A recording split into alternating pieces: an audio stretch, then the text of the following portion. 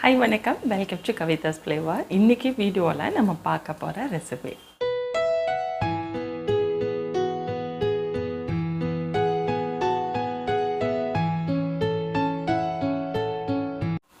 Kerala special recipe கலந்தப்பம் எப்படி செய்கிறது சொல்லி தான் பார்க்க போகிறோம். ரொம்ப ஈஸிங்க. நம்ம வீட்டில் இருக்கிற பொருளை வச்சு செஞ்சு முடிச்சிடலாம். ஒரு ஈவினிங் டிஃபனுக்காக இருக்கட்டும், இல்லை பிரேக்ஃபாஸ்ட்டுக்காக இருக்கட்டும், சுவையான கலந்தப்பம் எப்படி செய்யலான்னு சொல்லிட்டு நம்ம வீடியோவில் போய் பார்க்கலாம்.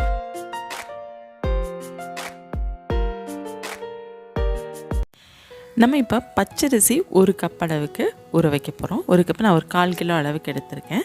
இதை நல்லா கழுவிட்டு அதுக்கப்புறமா தண்ணி ஊற்றி ஒரு 3 மணி நேரம் நல்லா ஊற வச்சு எடுத்துக்கலாம். மாவரிசி பச்சரிசி தான் நான் எடுத்திருக்கேன். இப்போ இது நல்லா ஊறட்டும். ஊற வச்ச அரிசி பாருங்கள் நல்லாவே ஊறிடுச்சு. இதை நல்லா கழுவிட்டு தண்ணி வடிச்சிட்டு மிக்சியில் சேர்த்துக்கலாம்.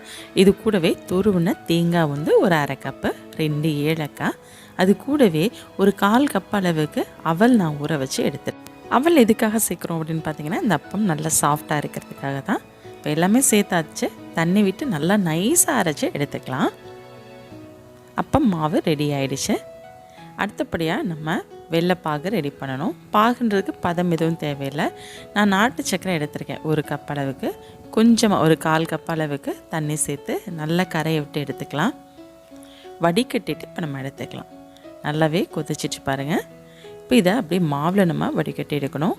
மாவை வேறு பாத்திரத்துக்கு மாற்றிட்டு கொஞ்சமாக சமையல் சோடா, இப்போ ரெடி பண்ண பாகு வடிகட்டி எடுத்துக்கலாம். இது கூடவே ஒரு 1/2 ஸ்பூன் அளவுக்கு உப்பும் சேர்த்துக்கலாம். இது நம்ம புளிக்கெல்லாம் வைக்க தேவையில்லை, அப்படியே தான் ஊற்ற போகிறோம். ஆப்பம் மாவு எப்பயுமே நம்ம பார்த்துருப்போம், நல்ல தண்ணியாக தான் கரைச்சி எடுத்துக்குவோம். இப்போ மாவு நமக்கு ரெடி ஆகிடுச்சு பாருங்கள். இந்த அளவுக்கு நல்லா தண்ணியாக இருக்கணும். இப்போ ஆப்பக்கடாயில் நான் கொஞ்சமாக தேங்காய் எண்ணெய் சேர்த்துக்கிறேன். இந்த தேங்காய் எண்ணெயில் ஒரு 1/2 கப் அளவுக்கு பொடிசாக கட் பண்ண தேங்காவை வறுத்து எடுத்துக்கலாம். தேங்காய் எண்ணெய் பிடிக்காதவங்க நெய்யில் கூட வறுத்து எடுத்துக்கலாம். தேங்காய் எண்ணெயில் நம்ம இந்த தேங்காய் வறுத்து எடுத்து செய்யும் பொழுது நல்ல ஒரு ஃப்ளேவர் இருக்கும். இப்போ தேங்காய் வறுத்து எடுத்தாச்சு.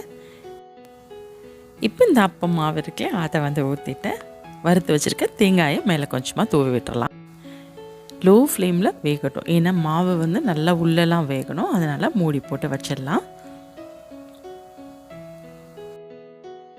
நம்ம இன்னொரு பக்கமும் திருப்பி போட போகிறதில்ல. அதனால் பொறுமையாக சிம்மில் நல்லா வெந்ததுக்கப்புறம் எடுத்துடலாம். இங்கே பாருங்கள், இப்போ இந்த ஃபோக்கில் குத்தி பார்க்குறப்ப உள்ளே மாவு நல்லா வெந்திருக்கு. அவ்வளோதான், அப்படியே நம்ம எடுத்துட வேண்டியதான். இதே மாதிரி எல்லா மாவையும் நம்ம ஊற்றி ரெடி பண்ணி எடுத்துக்கலாம். ரொம்ப சுவையான கலந்தப்பம் ரெடி ஆயிடுச்சு. இது நீங்கள் அடுத்த நாள் வரைக்கும் கூட வச்சு சாப்பிட்லாம், எதுவுமே ஆகாது. ஹெல்த்தியான கேரளா ஸ்பெஷல் ஸ்நாக்ஸ் கலந்தப்பம் ரெடி. நீங்களும் இதே மாதிரி ட்ரை பண்ணி பார்த்துட்டு எப்படி இருக்குன்னு சொல்லுங்கள். நான் வேறொரு வீடியோவில் சந்திக்கிறேன். தேங்க்யூ.